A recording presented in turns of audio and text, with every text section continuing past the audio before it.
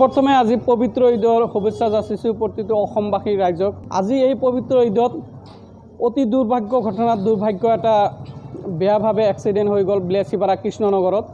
দুটা বাইক চৰপিনে গৈ আছিলে আৰু এটা বাইক চৰৰ পৰা বিলাচীপাৰালৈ আহি আছিলে।